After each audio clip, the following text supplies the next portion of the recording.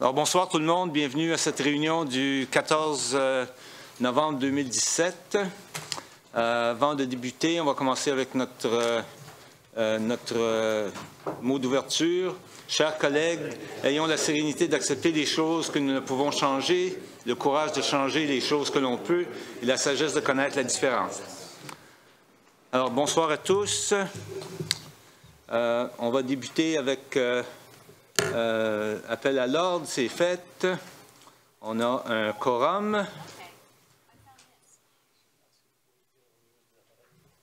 Ah oui, pour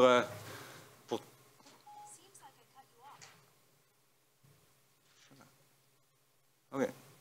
Alors, pour toute personne qui aurait besoin de traduction, il y a des appareils auditifs en arrière. For anyone that might require... Pour ceux qui auraient besoin d'appareils d'interprétation, ils sont disponibles à l'arrière de la salle.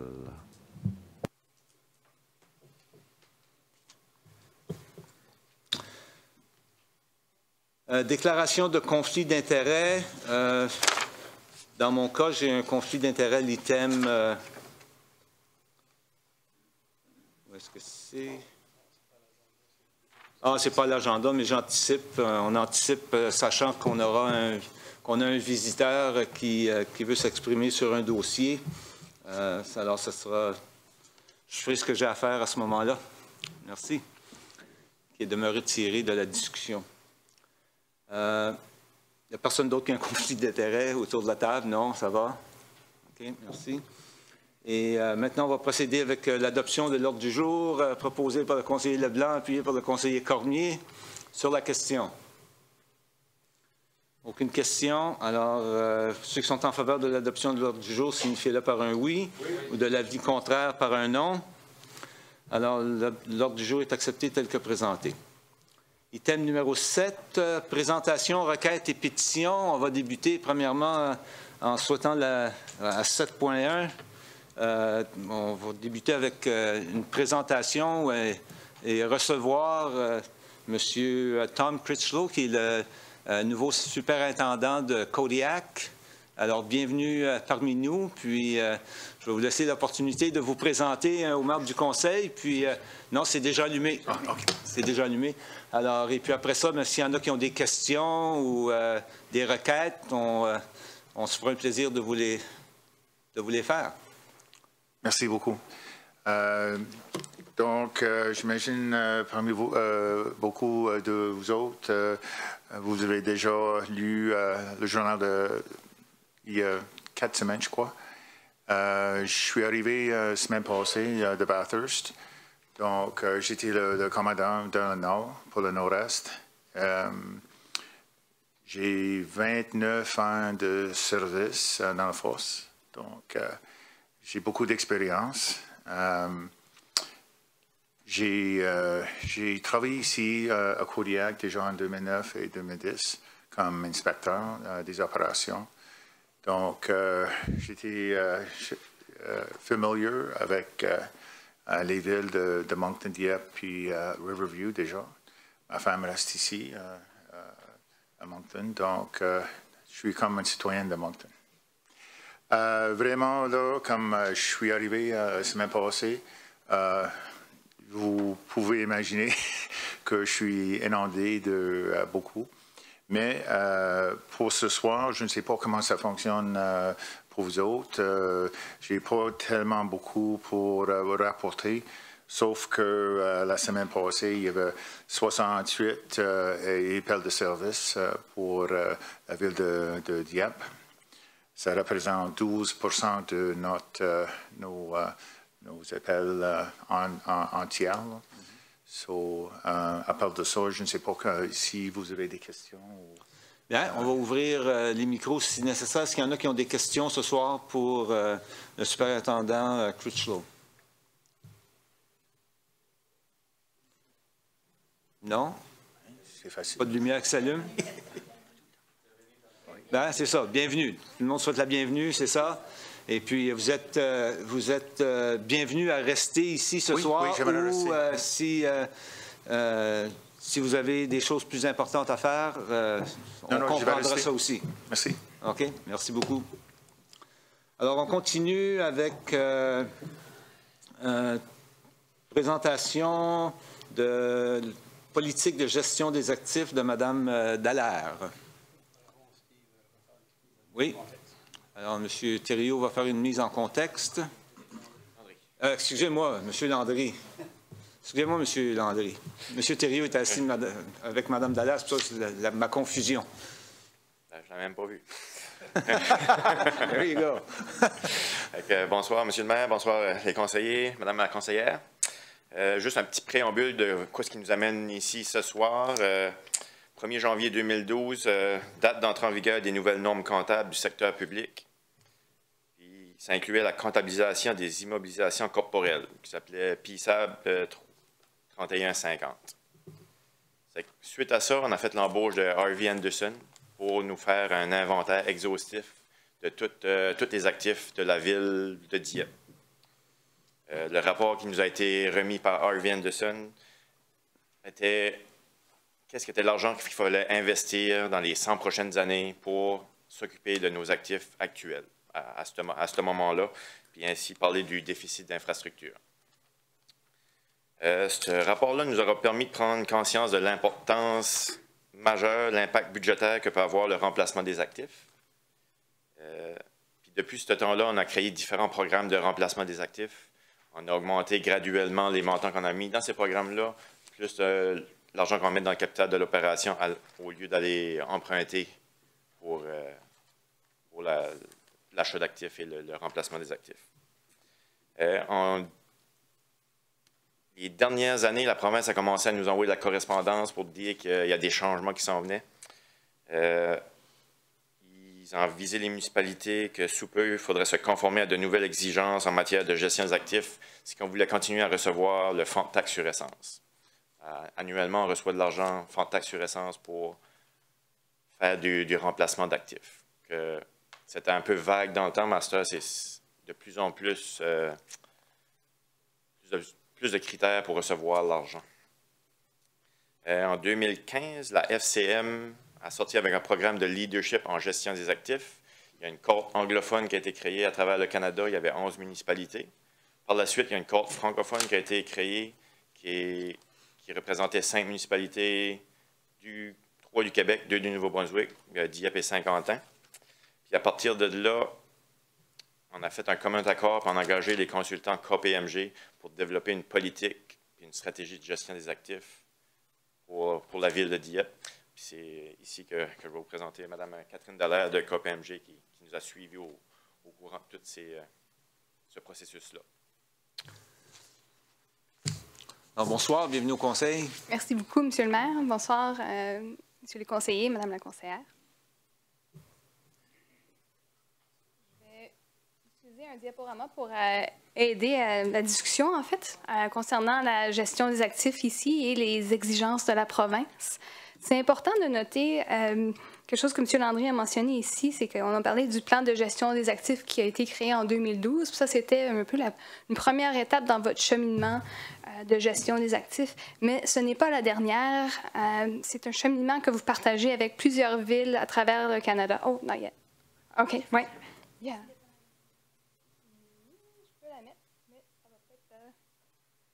À confusion parce que là, on voit les exigences de la province, mais je veux mettre un préambule à ça. If there are questions in English, I can answer them in English. S'il y a des questions en anglais, je pourrais y répondre aussi. Ce cheminement-là de prendre en fait connaissance de tous les actifs que la ville a et la valeur monétaire de ceux-ci, c'est un peu là où est-ce qu'il y a une conscientisation des enjeux des actifs qui a eu lieu ici, au Nouveau-Brunswick, en Colombie-Britannique, à travers le pays, mais la gestion des actifs n'arrête pas là. C'est un procédé vraiment qui implique des perspectives de plusieurs acteurs dans une municipalité pour qu'il y ait une gestion intégrale des actifs. Ce que vous voyez ici, c'est ce que la province exige de chaque municipalité ici au Nouveau-Brunswick d'ici le mois de juillet 2018. Et ce n'est que la phase 1, en fait, de l'entente administrative sur le fonds de la taxe sur l'essence. Il y aura d'autres phases et d'autres niveaux de complexité qui vont être ajoutés à ces exigences-là. Donc, c'est quoi que la province cherche à accomplir avec ceci? Elle cherche à ben, c'est ce qu'on sous-entend, là, mais c'est certainement ce que le fédéral et la FCM cherchent à faire à travers le pays, c'est amener les municipalités à aller au-delà des plans de gestion des actifs. Donc, on ne peut pas seulement s'en tenir à un plan qui est un guide, puis ensuite qui est tabletté, qui ne mène pas nécessairement à l'action. On veut vraiment amener les municipalités à adopter des façons de faire qui sont plus holistiques, puis qui permettent une gestion intégrale. Donc, ici, on voit que la province a inclus des éléments de gouvernance et de planification financière.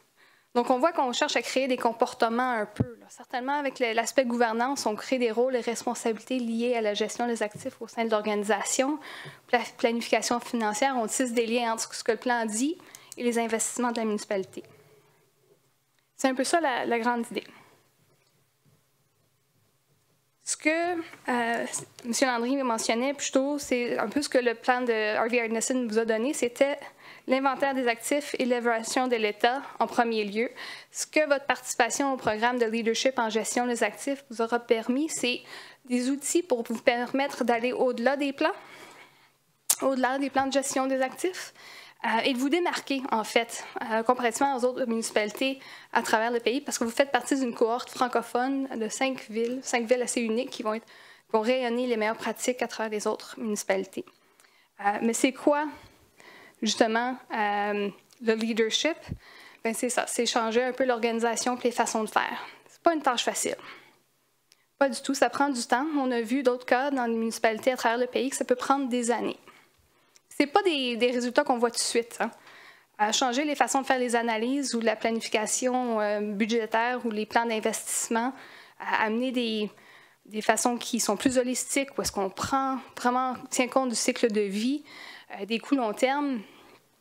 On le voit un peu noir sur blanc, mais pas nécessairement dans la communauté. Ce n'est pas comme un actif tangible. Mais c'est important. Puis c'est ce que le fédéral, la FCM et la province demandent maintenant des municipalités à travers le pays. Donc, comment est-ce qu'on s'y prend? Dans le cadre du programme de leadership en gestion des actifs et avec une équipe de la direction ici à la ville de Dieppe, on a travaillé sur un peu la fondation de ceci, qui était créer des outils de gouvernance. On a fait une évaluation des pratiques, on les a comparées aux meilleures pratiques qu'il y a maintenant dans le domaine de la gestion des infrastructures et on a commencé à établir une feuille de route. Donc, c'est quoi ces éléments de fondation-là? C'est la politique de gestion des actifs en est un élément très, très important. Ça crée un engagement de la part du Conseil de suivre des meilleures pratiques de gestion qui reflètent un peu vraiment ce que le milieu des infrastructures a besoin pour corriger un peu les erreurs du passé qui a mené à cet déficit d'infrastructures qu'on a en ce moment. Peut-être pas ici à Dieppe, c'est une ville encore jeune, mais ça peut venir. Il s'agit de se préparer pour le futur. On a fait une révision du plan de gestion des actifs, on a fait une évaluation détaillée, puis on a établi la feuille de route, comme j'ai mentionné. C'est important pour vous de voir c'est qui les autres membres de cette cohorte-là, tant du côté francophone qu'anglophone, parce qu'il y a eu une bonne collaboration, je pense, de par la FCM, de voir ce qui a été fait au niveau anglophone et ici avec la cohorte francophone.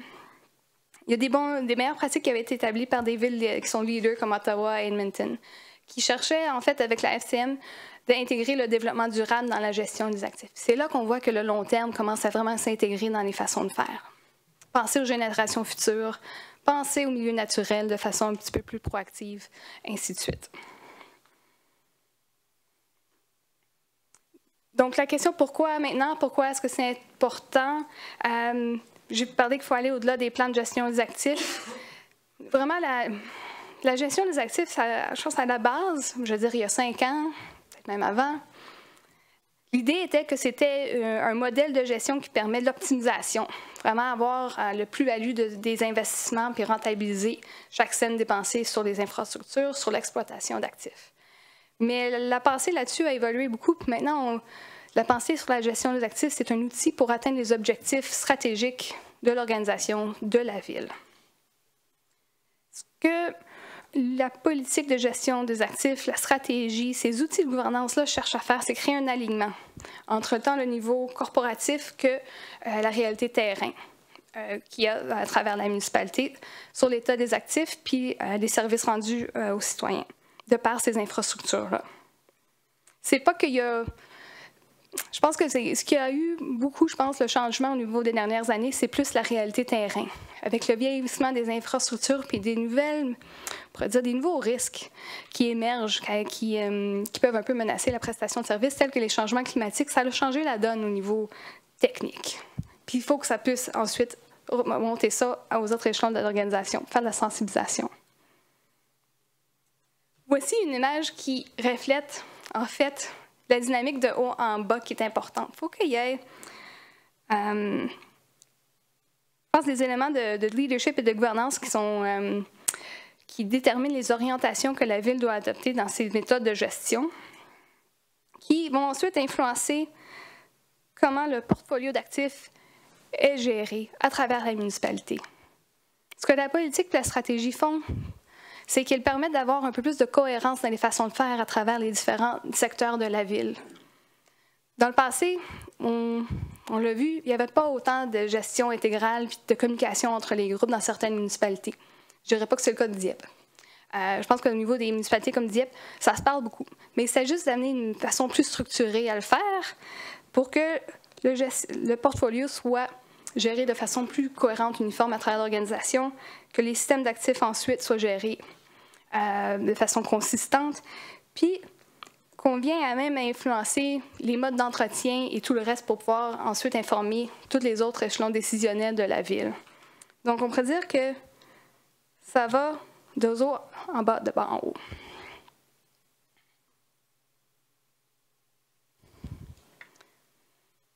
Ce que la stratégie de gestion des actifs, la politique, les efforts de l'équipe de direction des derniers mois a permis, c'est d'avancer dans d'autres exigences de la province, autant au niveau de la gouvernance que la compréhension des niveaux de service.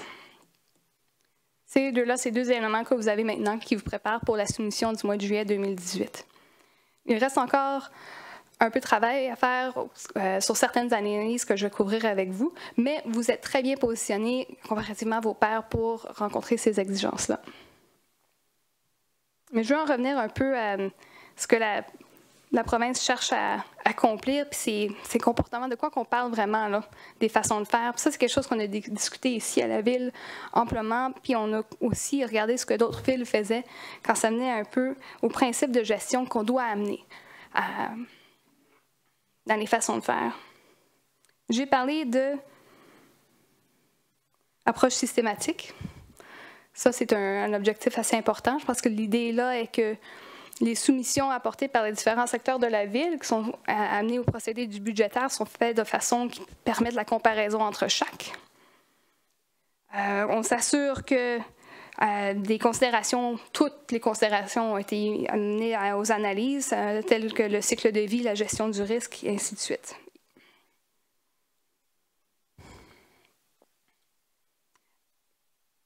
C'est important de signaler un peu la conséquence de la non-conformité avec ces outils de gouvernance-là qu'on a créés ici à Dieppe.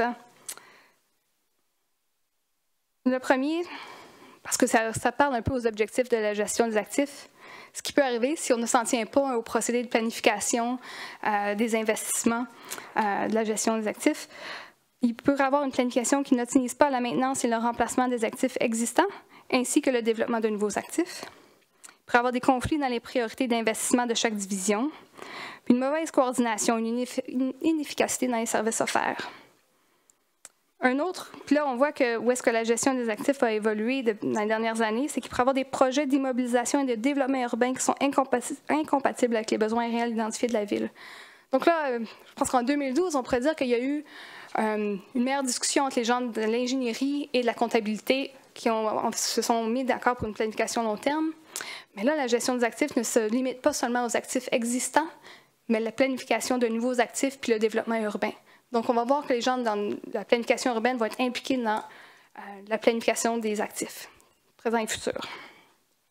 Un point qui est très important à apporter, c'est que ne pas suivre un peu cette politique-ci et les procédés qui vont être mis en place peut aussi compromettre votre position face à la source de financement qui est le fonds sur la taxe sur l'essence, parce qu'on voit que ce que la province exige, ce n'est que la phase 1, je le répète, ça va devenir de plus complexe.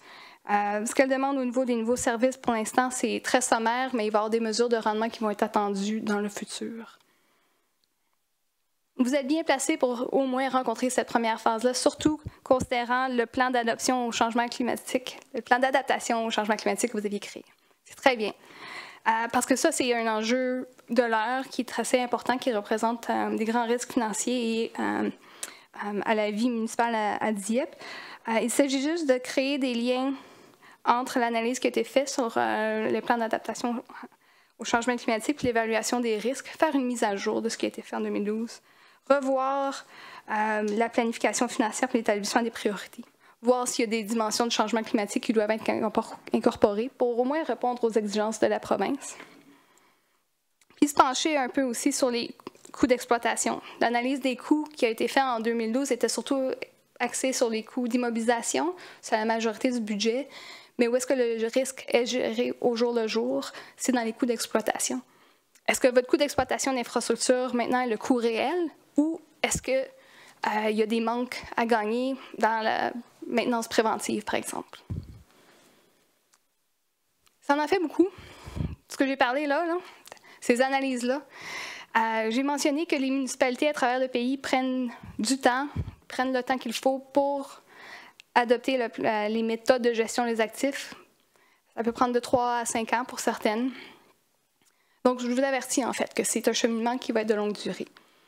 Les prochaines étapes, ça va être créer des plans de gestion des actifs puis aller en profondeur pour 2 groupes d'actifs. C'est la méthodologie qui a été, je pense, qui est peut-être la mieux, celle qui la meilleure pour vous, considérant le cheminement que vous aviez fait jusqu'à maintenant, en 2012, où est-ce que ça vous place.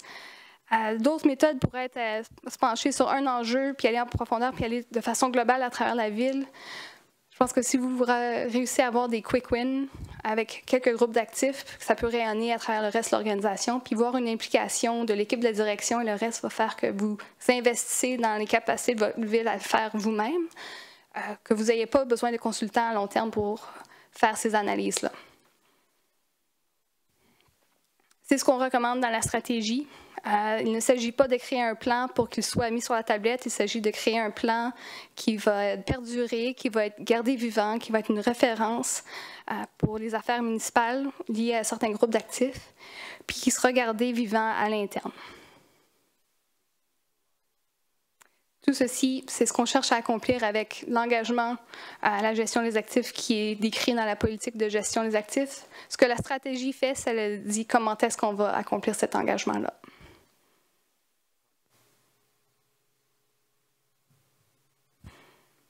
Je vous remercie. Alors, question de la part des membres du Conseil.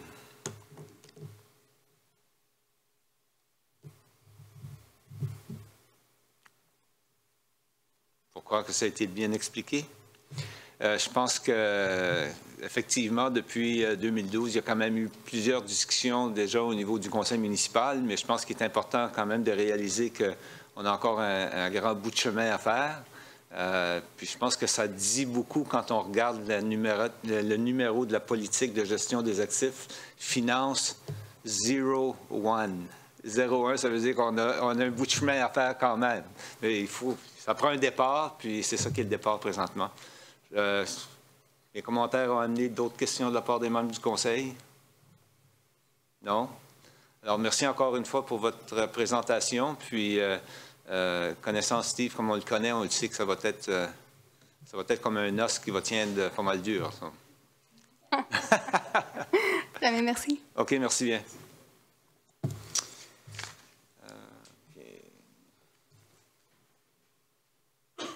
OK, item numéro 8, questions du public.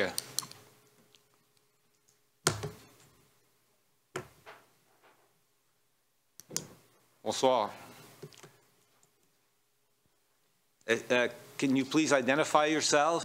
Si vous pouviez dire votre nom.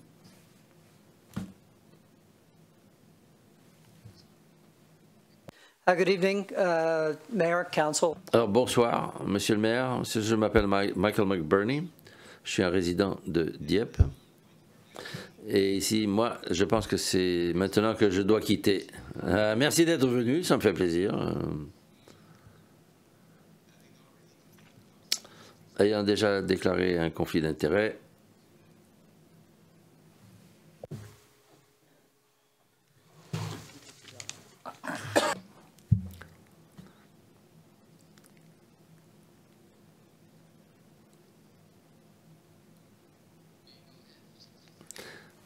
vous pouvez y aller. En fait, je suis très heureux d'entendre que Dieppe s'occupe de la pluie acide, le changement climatique et l'environnement, comme le conseiller Godette l'a mentionné à la fin de la réunion il y a 2 semaines. Et aussi, je voudrais féliciter tous les travailleurs de la ville sur l'embellissement de Dieppe, le pavage, etc. Ce qui m'amène à mon point de discussion.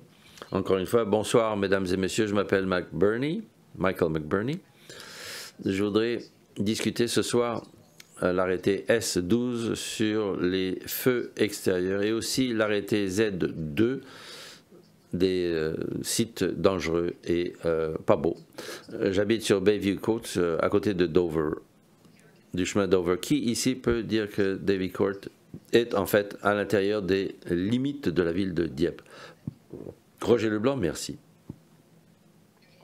Encore une fois, merci au conseil et je veux aussi remercier le maire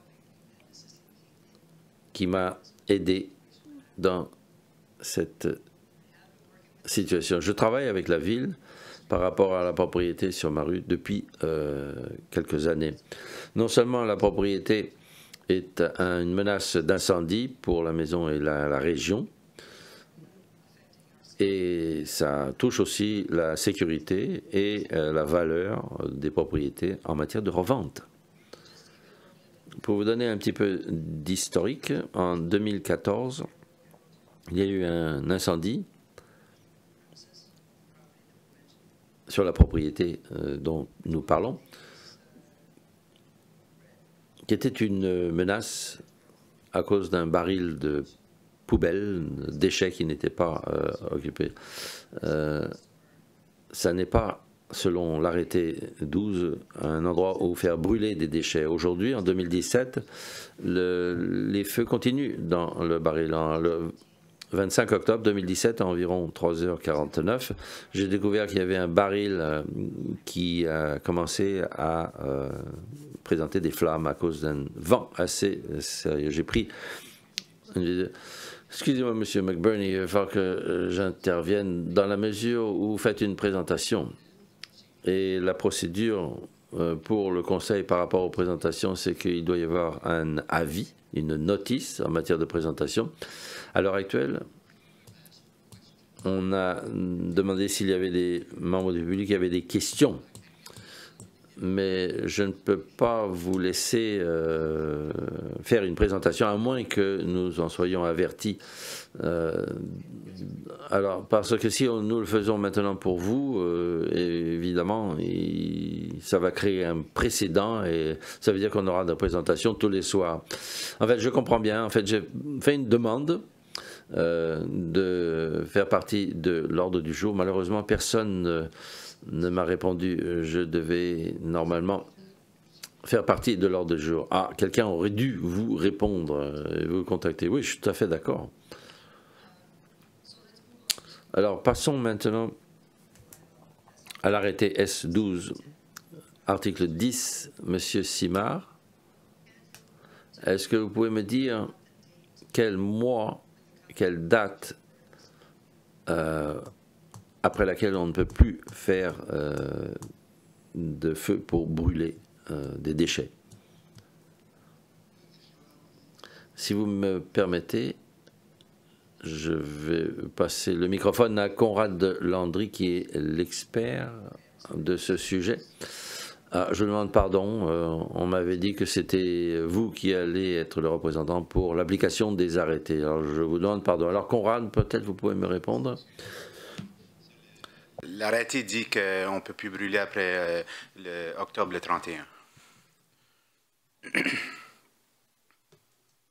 So October 31st. Okay, thank you very much. Alors, merci beaucoup. Et encore une fois, M. Simard, peut-être c'est une question pour vous, je ne suis pas si sûr, peut-être que vous voudrez la renvoyer à Conrad. Est-ce que la ville de Dieppe a autorisé une exemption à l'article 4, sous-section 10 de l'arrêté S12, qui permettrait aux propriétaires de continuer de brûler au-delà de la date limite du 31 octobre?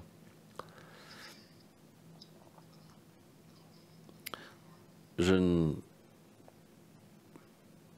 connais pas par cœur tout l'arrêté. Alors en fait, j'ai un exemplaire là, si vous voulez, je serais prêt à le lire.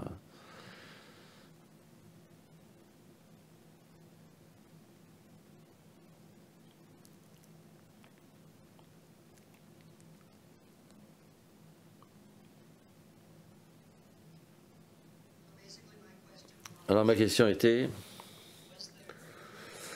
est-ce qu'il y a eu une exemption qui a été donnée aux propriétaires? Non, la réponse c'est non. Alors merci d'avoir clarifié cela. Et maintenant, est-ce que nous savons s'il y a eu un permis qui a été donné pour avril 2017 pour brûler? Est-ce que vous pourriez me dire s'il y a eu un permis qui a été donné au mois d'avril? Non, nous n'avons pas donné de permis au mois d'avril. Merci.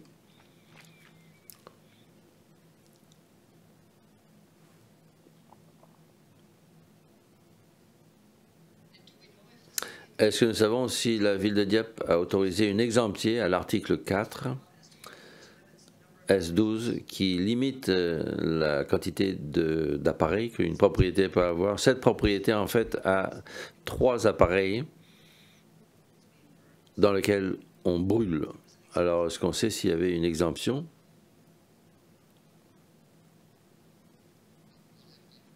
Il va falloir que j'intervienne, M. McBurney, parce qu'on s'enfonce dans un domaine maintenant dans lequel il y a des actions juridiques. Donc, c'est difficile de répondre à des questions en particulier. Si vous voulez poser des questions générales, il n'y a pas de problème. Mais lorsque vous commencez à vous concentrer sur une propriété en particulier, non, on ne peut pas rentrer dans les détails parce que maintenant nous sommes en instance juridique. Non, je comprends très bien. Merci. Alors encore une fois, maintenant j'ai une occasion de profiter de l'occasion pour vous remercier tous de votre aide dans ma situation. Alors j'ai hâte à une résolution à ce problème et je vais continuer de profiter de mon droit en tant que contribuable citoyen de Dieppe afin de trouver une résolution à cette difficulté. Alors encore une fois, merci à Conrad Landry de votre réponse rapide. Merci au Conseil. Je suis reconnaissant. McBurney, merci. Je veux tout simplement que vous sachiez que nous sommes au courant de la situation. Nous y travaillons avec le personnel de la ville. Tous les membres du Conseil sont au courant de ce qui se passe. Nous travaillons avec nos partenaires, y compris les pompiers et la GRC. Nous avons une procédure en place et nous la respectons comme nous devons le faire en tant que gouvernement municipal. Et on espère qu'on pourra arriver à une conclusion adéquate. Sinon, il faudra aller plus loin. Alors, merci de votre intervention. Merci, Ted. Je suis reconnaissant. Alors, encore une fois, je voudrais demander que les lignes de communication avec moi continuent d'être ouvertes parce que, comme je viens de le dire, je n'étais pas au courant qu'il fallait que je remplisse un formulaire pour m'exprimer ici. C'est un petit exemple seulement de ce avec quoi j'ai eu à traiter, ces difficultés de communication. Moi, je ne suis pas le mauvais gars ici. Merci.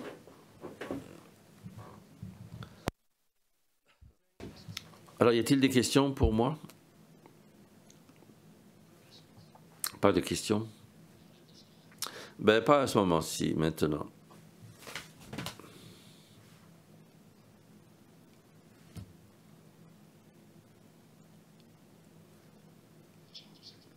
Je veux tout simplement dire à monsieur que je voudrais peut-être le rencontrer. D'accord, merci.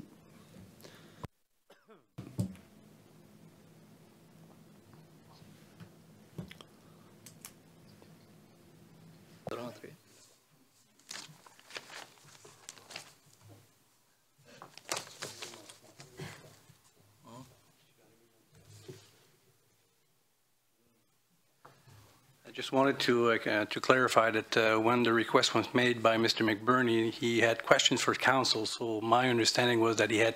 Il y avait des questions pour. Donc c'était une question de. Bon, c'est que c'était pour la période de questions. Excusez-moi, il y a eu un manque de clarté. Donc je ne savais pas qu'il fallait faire comme ça.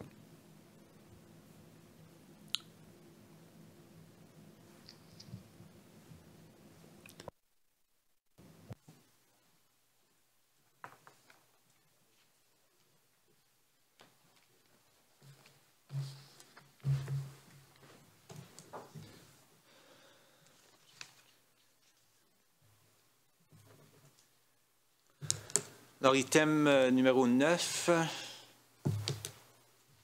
à moins qu'il y ait d'autres questions de la part du public, autres que... Il semblerait que non. Alors, item numéro 9 pour l'adoption des procès-verbaux proposés par le conseiller Thibodeau, appuyé par la conseillère Arsenault, que l'on adopte le procès-verbal du 23 octobre. Est-ce qu'il y a des questions?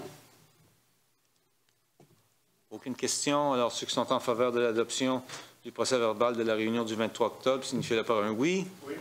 De l'avis contraire par un non. Alors, le procès-verbal du 23 octobre est accepté tel que présenté. Item 10, motion, mémorandum et nomination 10.1.1, déclaration d'une vacance au conseil municipal. Monsieur Melançon. Alors, monsieur le maire, membre du conseil, bonsoir tout le monde. Alors, tel qu'il a été indiqué dans les médias, monsieur Jordan Nolan a remis sa démission pour des raisons de travail. On date du 25 octobre. Alors, la procédure en place, c'est il nous faut déclarer un poste vacant par résolution. Et par la suite, l'on doit acheminer une résolution certifiée du conseil au directeur général de Élections Nouveau-Brunswick pour identifier, déterminer que nous avons un poste vacant. Et lors d'une élection partielle à être déterminée comme date, normalement au printemps, nous aurons un poste disponible au conseil municipal et une élection partielle prendra place. Alors, c'est pour se conformer à la procédure. C'est ça, au poste de conseiller général. C'est bien. Pour la lecture de la résolution, M. Leblanc. Merci, M. le maire.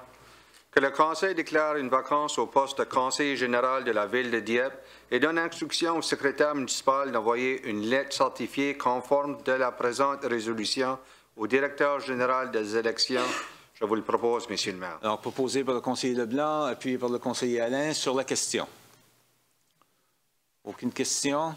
Alors, ceux qui sont en faveur de la résolution, signifiez-le par un oui. Oui. De l'avis contraire par un non. La résolution est adoptée telle que présentée. 10.2, culture, loisirs et vie communautaire. Ce dossier, nous avons reçu une demande de Merlot Development Limited pour un échange de terrain, un terrain d'utilité publique de la municipalité. Ils souhaitent faire un échange de même espace avec un autre terrain à proximité. Alors, la démarche est de demander l'avis du comité consultatif en matière d'urbanisme, selon la loi sur l'urbanisme et pour recommandation au conseil. Alors, c'est pour demander l'opinion du CCU. Alors, pour la lecture de la résolution, Mme Arsenault. Merci, Monsieur le maire. Que le Conseil passe à l'exercice législatif en demandant l'avis écrit du comité consultatif en matière d'urbanisme en vertu de l'alinéa 57, parenthèse 3, parenthèse B, de la loi sur l'urbanisme visant l'échéance de portions de terrain d'utilité publique appartenant à la Ville de Dieppe et identifié sous les NID 705-33-146 et 703-74707 contre une portion du terrain appartenant à Merlot Developments Limited identifié sous le NID 006-77765. Je le propose, Monsieur le maire. Proposé par le conseiller Arsenault, appuyé par le conseiller Godette sur la question. Sur la question, M. Leblanc. Merci, M. le maire.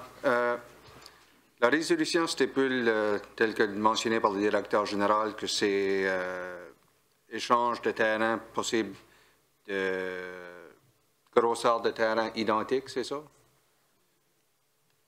M. Mélenchon.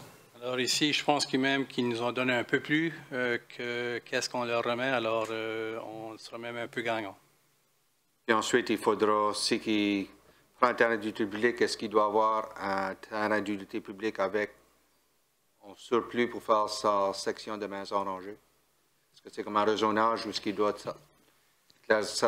céder une parcelle? Je demande à M. Nadeau ou M. Nadeau ou Frenette? M. Frenette, peut-être. Je peux répondre pour M. Nadeau, mais M. Nadeau, vous pouvez confirmer que c'est égal. La superficie est égale. C'est échange superficie pour superficie. Il n'y a pas de surplus. Est-ce qu'il y a un problème du côté zonage? Zonage non plus. Qu'est-ce qui arrive, c'est quand on a un lotissement, c'est que le plan a été enregistré au bureau d'enregistrement.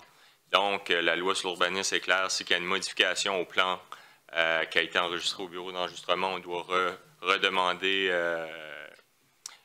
au comité consultatif en matière d'urbanisme si c'est possible de faire un échange de terrain, étant donné que c'était un terrain d'utilité publique. Si ça aurait été un terrain autre, le conseil ne l'aurait pas vu. Ça n'aurait pas venu à votre attention ce soir, mais étant donné que c'est un terrain d'utilité publique, on doit procéder avec l'article 57 de la loi. Est-ce que ça répond à votre question, M. Leblanc? Partiellement, je pense que j'ai mal compris, mais le terrain en question est déjà raisonné pour la maison rangée. C'est comme ça, on ne doit pas passer pour un nouveau terrain d'utilité publique par après, au-dessus de l'échange de terrain? Non, c'est ça. Il y a la façon qu'on fonctionne, étant donné que le zonage comme tel du terrain, on savait que c'était pour une utilisation d'un parc, mais le terrain comme tel est zoné quand même là, pour être en mesure de construire des maisons rangées dessus. Ça répond à votre question? C'est pas la réponse de Tendier? Non, mais c'est juste ça que je me demande, c'est que d'habitude, dans ce qu'on fait, lorsqu'on développe un terrain, on accorde un terrain d'utilité publique avec le développement du terrain. Est-ce que ce terrain d'utilité publique-là a déjà été accordé par le développeur de Marlowe Development? Oui, c'est comme ma première réponse, c'était qu'effectivement, étant donné que le plan a été enregistré au bureau d'enregistrement, c'est quand il y a eu le lotissement, il devait fournir du terrain d'utilité publique. Ça a été enregistré, là, il fait une demande à la Ville pour voir ce qui serait possible d'avoir un échange de terrain, parce que le développeur désirait construire sur ce terrain-là, mais c'est sûr qu'il doit quand même nous fournir du terrain d'utilité publique ailleurs dans le terrain, donc il fait une proposition au conseil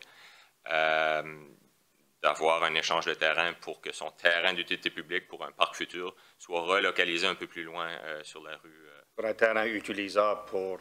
Exactement. Exactement, oui. Ça va? Okay. Moi, ça amène une question de ma part. Est-ce que le nouveau terrain rencontre encore une fois les paramètres de distance? Oui, exactement, M. le maire. Comme vous savez, on a un terrain de jeu qui est au bout de la rue Dolbeau, vers la rue Pascal. Donc, c'est quand même dans les 800 mètres qu'elle a.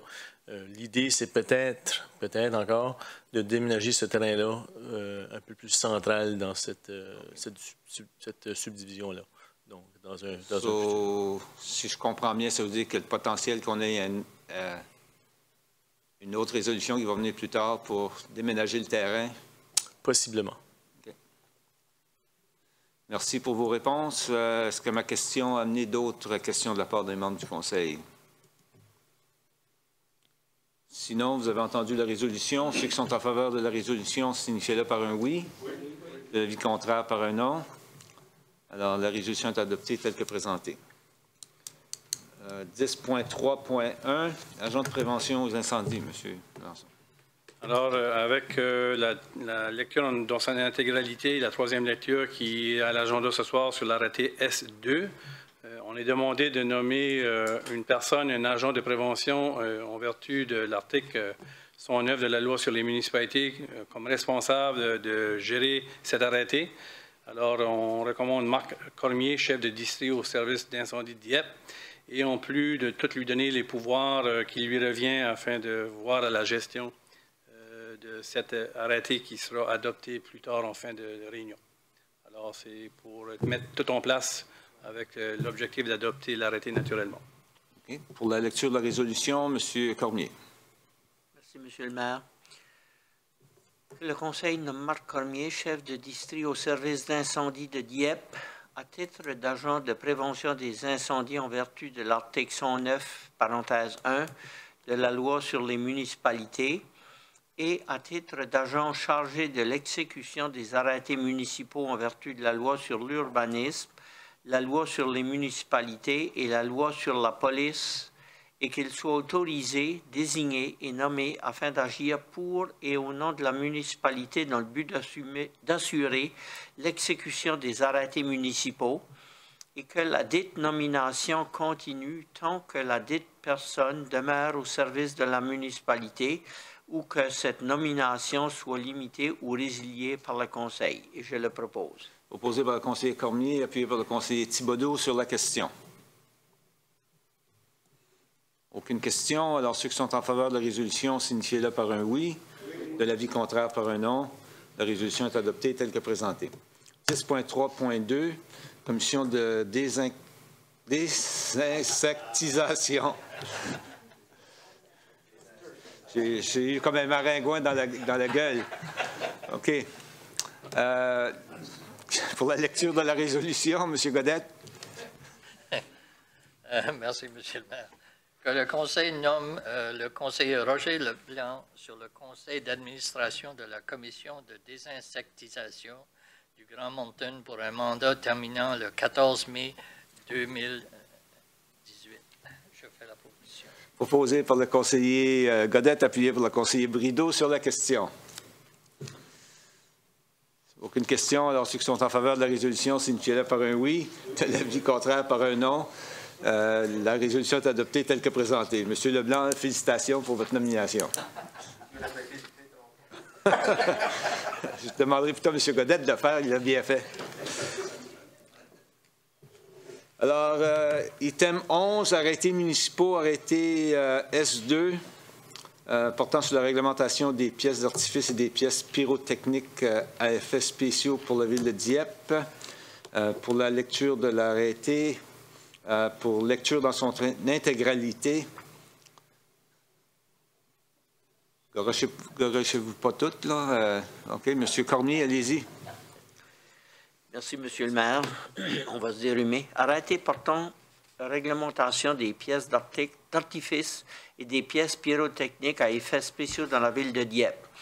En vertu du pouvoir que lui confère la loi sur les municipalités, LRNB 1973, chapitre M-22, la loi sur la prévention des incendies, LRNB, chapitre F13, la loi sur les explosifs, LRC 1985, et la loi E17, le chapitre E17 et du règlement sur les explosifs d'or 2013-211, le conseil municipal de la ville de Dieppe adopte ce qui suit. Définition. Agent de prévention des incendies désigne un employé nommé... Juste par paragraphe. Définition, oui, OK, les titres. 1. Définition. 2. Lanterne volante. 3. Pièces d'artifice et pièces pyrotechniques à effets spéciaux. Numéro 4. Permis. Numéro 5. Pièces d'artifice et pièces pyrotechniques à effets spéciaux impropres à être vendues, données et tirées et pièces non explosées ou non utilisées. 6. Mise en application. 7. Infraction. 8. Abrogation. Et je le propose dans sa lecture dans son intégralité par titre. Merci. Proposé par le conseiller Cormier, appuyé par la conseillère Arsenault. Sur la question. Aucune question. Ceux qui sont en faveur de l'arrêté S2 tel que présenté dans son intégralité, signifiez-le par un oui. L'avis contraire par un non. L'arrêté S2 est accepté tel que présenté. Maintenant, pour troisième et dernière lecture, par titre seulement, M. Cormier. Merci. Arrêté numéro S-2, arrêté portant réglementation des pièces d'artifice et des pièces pyrotechniques à effets spéciaux dans la ville de Dieppe. Et je le propose en troisième lecture par titre seulement. Merci. Proposé par le conseiller Cormier, appuyé par la conseillère Arsenault sur la question. Aucune question. Ceux qui sont en faveur de la résolution, signifiez-le par un oui. L'avis contraire par un non. Alors, l'arrêté S2 est accepté en troisième et dernière lecture. Item 12, avis de motion. Aucun avis de motion. On va passer à l'item 13, qui est la demande de renseignement de la part des membres du Conseil. Et je crois que ce soir, on commence à ma droite avec le conseiller Godette. Monsieur Godette. Je vais seulement mentionner une couple de choses que j'ai eu l'occasion d'assister. D'abord, la semaine passée, j'ai eu la chance d'assister aux cérémonies du souvenir à l'école de Mountain High School. Puis, je dois vous dire qu'ils l'ont fait à 2 reprises et les 2 reprises ont été faites à la perfection. Ça a été vraiment un événement avec beaucoup d'émotions. La personne qui a fait le discours, c'était pas il a été dans la guerre, mais il était dans une guerre asiatique, pas dans une guerre canadienne. Puis c'est une personne, un immigrant, et c'était très touchant, son point de vue, puis son aperçu sur qu'est-ce que c'est d'être Canadien, puis à travers tout ça. Donc c'était très, très émouvant et très bon. Aussi, j'ai eu l'occasion d'assister à l'événement au Colisée de Moncton samedi, où il y avait entre 2 000 et 3 000 personnes. Encore, il y a beaucoup de monde qui viennent, il y avait beaucoup de jeunes. C'était très bien. Juste un rappel pour les gens qui aiment le cinéma, cette semaine, le FICFA commence le vendredi. Ça va jusqu'au 24 novembre. Il doit y avoir presque une centaine de différentes présentations qui se font pendant cette semaine-là. Donc, on encourage les citoyens de participer au FICFA. Ça fait plusieurs années qu'elle est ici à Dieppe et on devrait continuer de les encourager. Excusez, ceux qui veulent acheter des billets puis avoir le programme, ils peuvent se rendre au Cinéplex Cinéma de Dieppe. C'est là qu'on peut acheter des billets pour voir ces films-là. Et finalement, juste un mot pour les gens qui aiment l'exercice, la patinoire L'Oval est maintenant ouverte. Et pour ceux qui veulent faire des randonnées le matin ou le soir, c'est disponible maintenant. Puis il semble-t-il qu'il y a des gens qui commencent déjà à l'utiliser. Donc, on encourage tout le monde à prendre leur patin, y inclus moi-même. Je les ai fait affiler aujourd'hui pour essayer de commencer à patiner sans me casser le cou. Mais on va l'essayer. Donc, on encourage tout le monde à le faire. Merci, M. le maire. Merci. Oui, effectivement, durant ma période de repos ou de répit, j'étais voir dehors, puis il y avait effectivement à peu près une douzaine de personnes qui patinaient autour. D'ailleurs, j'encourage les gens, si vous voulez voir comment occuper que c'est ou c'est pas, si vous voulez y aller, bien, allez sur le site web de la place 1604 et vous pouvez voir directement à partir du site web de la ville à la place 1604 le montant d'activité qui prend place. C'est ça. Merci, M. Godette. Monsieur le conseiller Leblanc. Merci, M. le maire. 2 choses. En premier, on parle des Managua. Vous faites une bonne job parce qu'il n'y en a pas. Tout de suite, ça va bien. La commission de désinsectisation du Grand Moncton est à la recherche d'un citoyen de la municipalité de Dieppe pour siéger sur le conseil d'administration. Tout de suite, le poste est vacant. Alors, si c'est quelque chose qui vous tient à cœur, vous pensez que ça vous pique l'intérêt, se laissez savoir à moi-même ou à l'entremise du bureau du directeur général pour donner votre nomination. Ce serait très apprécié. En deuxième, débutant lundi prochain, j'inviterai les citoyens et citoyennes de la ville de Dieppe à nous joindre ici à l'hôtel de ville pour le processus budgétaire qui va commencer lundi soir. Le tout commence, je suis au courant, c'est 17h30, ici à la salle de conseil comme telle. Alors, j'inviterai de nous suivre nos démarches pour le processus budgétaire dès lundi. Tout de suite, on a lundi soir, mardi soir, mercredi soir garanti et jeudi soir si nécessaire. Puis les 3 ou 4 soirs, le tout va se débuter à 17h30. C'est tout pour ce soir, M. le maire. Merci bien. Monsieur le conseiller Cormier, excusez-moi. Merci, M. le maire. J'aimerais tout simplement dire merci à nos vétérans et aussi à tous les agents de la paix actifs aujourd'hui qui assurent notre sécurité. Puis, j'aimerais inviter les citoyens et citoyennes à venir faire leur contribution vendredi au collège communautaire dans le cadre de l'Arbre de l'Espoir. Et ceux qui se lèvent tôt, vous pourrez venir déjeuner aussi, parce que vendredi matin, nous avons le déjeuner du maire. Vendredi, la semaine prochaine. Vendredi le 24. Excusez. Vendredi le 24. On n'aura pas chance de faire l'invitation. Merci, c'est tout. Merci.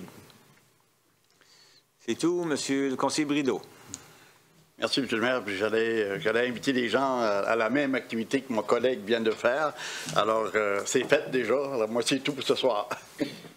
Merci. Monsieur le conseiller Thibodeau. Merci, M. le maire. Moi, j'ai rien pour ce soir, alors je passe. Merci, Mme Arsenault. Merci, M. le maire. J'ai une couple d'affaires. J'ai été le 27 octobre à Shediac au centre multifonctionnel pour un forum de mieux-être. C'était un partenariat du cancer du sein et des cancers féminins. C'était très intéressant de voir toutes les femmes qui étaient vraiment impliquées. Puis c'était intéressant aussi de voir comment la présidente Claire Leblanc se dévoue beaucoup à toutes ces femmes et à cette cause. C'était la première fois que ça se faisait dans le Nouveau-Brunswick. Donc, pour celles qui sont intéressées à avoir plus d'informations là-dessus, la présidente est Claire Leblanc. Son numéro de téléphone, c'est le 506-351-1272. Puis l'autre chose, j'ai été le 8 novembre à l'Association multiculturelle du Grand Moncton. Ils ont ouvert un nouveau bureau à Richibouctou. L'adresse est le 25 boulevard Cartier. Donc, c'est un nouveau bureau pour Magma. L'autre chose, vous savez que les fêtes s'en viennent, puis on a tendance à avoir un petit peu de boissons alcooliques, puis autre chose. Donc, faites attention aux conduites, s'il vous plaît. Med Canada est important. On aime tout garder tout le monde en bonne santé. Je tiens à féliciter les travailleurs de la ville pour le beau travail qu'ils ont fait sur la Champlain-S. Par Lakeburn, c'est beau. Boulevard Dieppe, le rond-point, c'est formidable. Le chemin Armiro, comme M. Ted Godet avait mentionné à la dernière assemblée, c'était comme un terrain d'avion qu'on pouvait conduire. C'était vraiment beau. Puis, à part de ça, le chemin Fox Creek, c'est vraiment formidable, conduire par toutes ces sections-là. Puis, c'est vraiment beau. Je suis aussi reconnaissante du fait qu'on a des sentiers pédestres sur le chemin Fox Creek.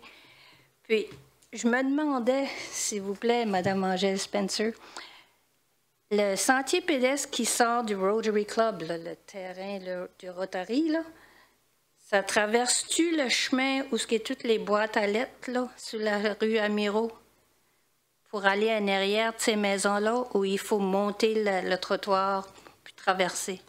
Est-ce qu'on va avoir éventuellement une traverse là, ou est-ce que ça va continuer à être en haut du trottoir? Monsieur le maire, je ne suis pas certaine d'avoir compris exactement où. Ah, je pense que la personne responsable pour les sentiers vient de... Merci, M. Nadeau. On va essayer de pas... C'est juste une question, On va essayer de ne pas lui voler son... Excusez-moi. Non, il n'y a pas de problème. Il y a les plans futurs de faire ça, mais c'est au niveau du coût, en raison que c'est du marais surtout. Donc, il y a beaucoup de, on va dire, boardwalk ou de passerelles. Donc, le coût était quand même assez élevé et ça a été repoussé dans les années là, de l'autre côté. Mais, donc, si je comprends bien, si jamais qu'on a de l'argent de surplus, ça serait peut-être une idée. Certainement. Une possibilité. C'est quelque chose qui a déjà été regardé. Oh, formidable. Merci beaucoup. une possibilité avec, sur la grande liste de gestion des actifs aussi. C'est ça. C'est bien. Merci, M. le maire. Ça va. Monsieur Alain, bonsoir. Merci beaucoup, M. le maire. J'ai 2-3 annonces, puis une question après pour notre DG. Donc, c'est ça. Première chose, les séances budgétaires. Comme mes collègues ont indiqué, les séances budgétaires, c'est quand même la plus grande, moi je trouve, l'exercice la plus importante pour tous les citoyens. Donc, j'invite tout le monde à venir, s'il vous plaît. C'est un bon temps de savoir qu'est-ce qui est les priorités des gens de notre ville. Et c'est une manière aussi à s'exprimer pour savoir à la gestion non seulement des actifs, mais à la gestion de notre ville aussi. Ça nous donne quand même une vision à long terme. Parlant de vision, aujourd'hui, je lisais dans l'Académie Nouvelle, samedi le 11 novembre, le district scolaire fait quelque chose qui est pas mal innovateur. Il demande à la population pour les noms des deux écoles qui s'en viennent. Donc, les équipes de construction s'activent au 1600 boulevard Dieppe, à la proximité de la caserne des pompiers. Donc, il va y avoir 2 écoles, une de 3 à 5, l'autre de 6 à 8. Les districts proposent à tous ceux qui le souhaitent de soumettre leurs suggestions pour chacune des 2 écoles. Donc, pour avoir des versions de papier, il peut y en avoir ici à la bibliothèque de Dieppe ou au secrétariat de nos écoles ici dans notre belle ville et aussi sur le site Internet du district francophone sud. Donc, mon ami Maurice Basque a certainement fait allusion qu'une ville se ferait reconnaître par ses personnages historiques. Lui, il en a nommé quelques-uns, puis j'espère que les gens de Dieppe prennent le temps de nommer, s'il vous plaît, faites sûr que vos choix sont mis. J'ai parlé à mes enfants. Clarence Gicomier a joué un gros rôle ici comme premier ministre éducation du Nouveau-Brunswick qui venait de Dieppe ici. Il était maire. Tu as l'École de la liberté qui pourrait être pour quand même reconnaître nos anciens combattants. Monsieur Basque a nommé Arthur Leblanc, un violoniste acadien qui est né à Saint-Anselme, ou Lumina Gauvin, une enseignante laïque de Dieppe. Donc, c'est des choses qui font quand même reconnaître notre ville. Donc, prenez le temps, s'il vous plaît. Allez voter. C'est une chance d'aller voter. C'est une démocratie. Donc, c'est ça pour choisir les noms. Le défilé du Père Noël est le 25 novembre, samedi le 25. Au-delà de presque 100 000 personnes qui viennent dans notre grande ville visiter le Père Noël. Donc, soyez-y. Et ma dernière question.